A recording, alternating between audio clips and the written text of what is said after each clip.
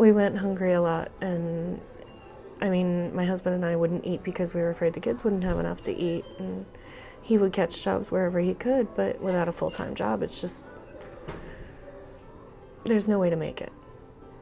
Even on just one income, there's almost no way to make it in this city. I've seen people have altercations. I've had family experience abuse, sexual abuse, domestic violence. So there were struggles. We had a supportive network, but there were many issues that we had to overcome as a family. I want to be a good mom to my son. I don't know, I started to get so depressed. I'm like, Mom, how am I gonna do this? It's so complicated. I don't know what to do. I felt so lost. I felt like I didn't want to go anywhere. I started to cry that moment. My mom's like, no, you could do this. Christy, Ashley, and Lucia illustrate some of the problems that families face in Mercer County, home to more than 81,000 children. New Jersey has the fourth highest cost of living in the country, and 17% of Mercer County children live below the federal poverty line. We are in a county that has one of the most affluent communities in the nation, and to have children being born with low birth weight, to have children not succeeding in schools, to have children that are hungry and that are not given the opportunity to succeed, I don't know what else is compelling. I think it's a call to action for all of us to come together and out of our silos to work together to make sure we give every child the opportunity to thrive. There's a pipeline for our community's children, and it is leaking. It begins before birth, when a quarter of this community's mothers don't receive early prenatal care. Our infant mortality rate puts us 19th among the state's 21 counties. Our juvenile arrest rate is the 5th highest in the state. Here in the city of Trenton, we have a number of nonprofits who do outstanding work. The battle most times is that they don't have the resources to expand their bandwidth. The use and collaboration, partnerships with groups such as yours, Princeton Area Community Foundation, gives those organizations that additional bandwidth to supply additional resources to our community to help us reduce and fight poverty here in our city. Princeton Mayor Liz Lempert agrees. And it's shocking that any child in this country and in this county, and especially in a town like Princeton, would be going to bed hungry at night and having to wake up and go to school and take a test or to try to learn when all they can think about is the pain in their stomach. And in a place like Princeton, that was just unacceptable for this community, a community that has so much, that we would have kids in our community that were struggling to find something to eat. Jeffrey Vega is president and CEO of the Princeton Area Community Foundation. The foundation's Greater Mercer Grants has a new focus on children and adolescents from birth to age 24 living in poverty. Poverty isn't only an absence of money.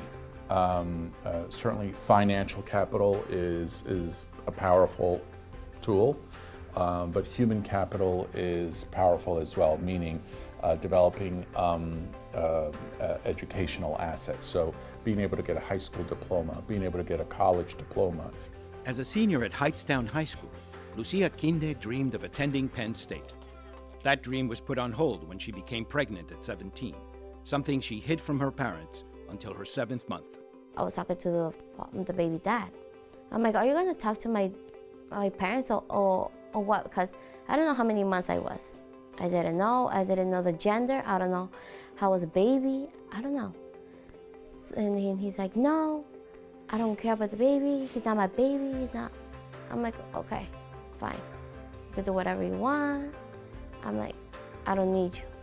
And that day, I told my mom, it was a night. I told my mom, I'm like, Mom, I'm pregnant. I don't know how many months I am. I don't know if the baby's fine. She went to the doctor and found out she was going to have a healthy baby boy. Lucia's father was angry at first, but now is very supportive. He works 2 full-time jobs to help support Lucia and her son, and is contributing to her college payments. Today, Lucia juggles a full-time customer service job and pursues a nursing degree at Mercer County Community College. 3-year-old son Jose is in daycare with the same teacher his mother had. Being a mother is the best thing seeing my son growing up and he's saying, "Mommy, I love you," is the most wonderful. That's why I'm proud to be a single mom, and having my son on my side is the most wonderful thing.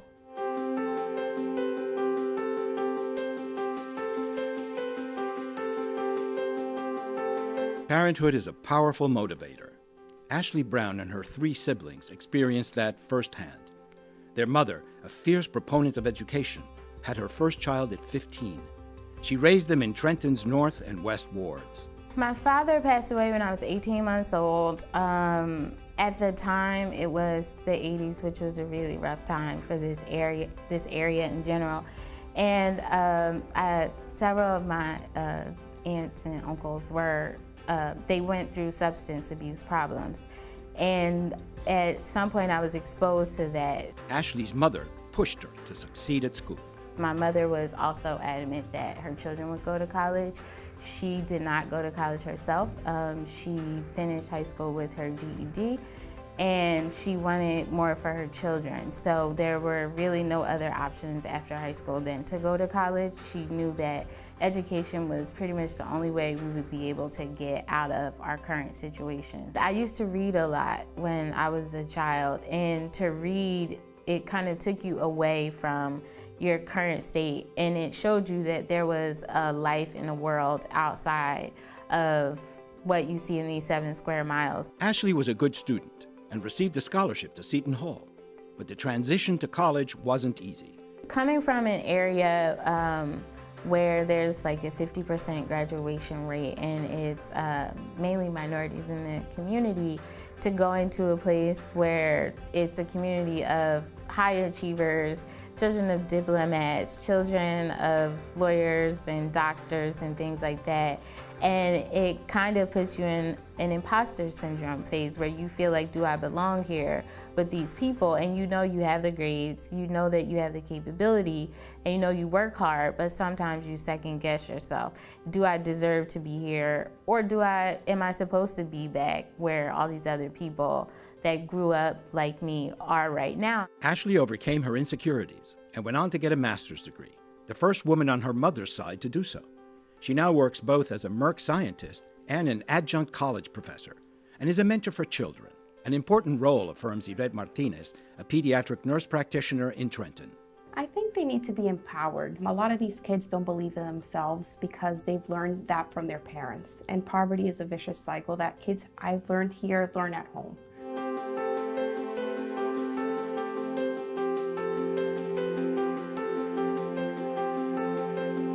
Grandma, today, my teacher, I had won a prize. Brenda Holt is trying to make sure her children and grandchildren get the education and sustenance they need to succeed. I raise multiple kids. I have 2 children of my own. I have exactly 7 foster kids. I have 2 adopted kids. I have a total of 22 grandchildren, and that's what they call me, Grandma. We don't use step, we don't use foster, we don't use adopted. I'm just their grandmother. Brenda not only picks kids up at school, she also takes them to the soup kitchen to make sure they'll have enough to eat. When I come here, I usually grab books and make sure all the kids have books, especially if you have parents that don't have transportation. At the soup kitchen, Brenda sometimes sees Christy Us, her husband, and the couple's 2 young daughters. The family gets food stamps, but it is often not enough. Both kids are growing, they both eat a lot, and it just doesn't last as long as it should. The past 2 Christmases, if it wasn't for the soup kitchen, the kids wouldn't have had a Christmas because we couldn't afford to buy presents. To reach the whole child, we need more access to health care throughout the Mercer County region. When the hospital was right in town, there wasn't that much of a barrier. People could just walk to the hospital. Now that's virtually impossible with it on the other side of Route 1, and we wanted to make sure that move wasn't going to get in the way of people getting the health care that they need. The hospital is now providing taxi service to residents who live within a certain distance of the old hospital, and they can call when they make their appointment to meet with their doctor. They can also set up a taxi ride to the hospital. And we also worked with Princeton University. Princeton University has a free bus line called Tiger Transit. One of the lines goes out to Plainsboro. And they agreed to extend that line further into town so that it comes to Nassau Street, and that's a free service. People can take that, and it goes all the way to the hospital. We run a kids wellness program here in Ewing Township where anyone under a certain income level can come free of charge to have their child examined, get their booster shots. At a Trenton clinic, the staff know just getting children in for a visit is a big accomplishment. Limited access to care affects kids from the most basic things to, do you have 3 meals a day, to, do you have your asthma medicine filled for this month? So it really affects how they come in here, in what conditions they come in. I have kids who are malnourished in Trenton, so I have to find ways to make sure that they have to eat, you know, or they have the right vitamins that they need and the right medicines. The Princeton Area Community Foundation is working on new ways to help children thrive in Mercer County. All of the money that we put out into the community every year, that in itself is not going to move the needle on child poverty by itself. So the new way that we're going to have to operate is continue to do the grant making that we do, but we're going to have to leverage it. We're going to have to ask other funding sources to come alongside. Collaboration needs to happen between every nonprofit that's out there. When we talk about challenging problems such as poverty, no one entity can tackle that alone. So I believe in collaborations. I've spoken with a number of the mayors here to talk about opportunities, and we're not there yet, but talk about opportunities where we can combine resources, strategies, best practices for these issues. We all don't have them on the same level. Trenton has concentrated poverty that some of my neighboring mayors don't have to this level, but it's not unique to just us. So we're putting our heads together to figure out how do we do it in common cause, because what happens in Trenton impacts the rest of our county. I think it's helpful to think of our work together as creating a success pipeline for all of our children.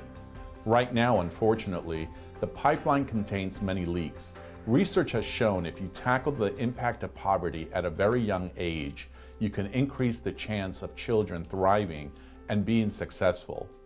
Plugging the leaks in the pipeline is much harder in later years. That pipeline needs to be reinforced and leaks plugged so we don't lose any children along the way. This is why the Princeton Area Community Foundation is focusing 75% of the Greater Mercer grants to addressing the issue of children and adolescents living in poverty. In a community with as many financial and intellectual resources as ours, there is no reason why we can't make a positive difference in the lives of our children. If we are thoughtful and strategic, if we're determined, if we're in this battle for the long haul, if we work together, we will give our children a better chance for success. Our children, and they do belong to all of us, deserve no less.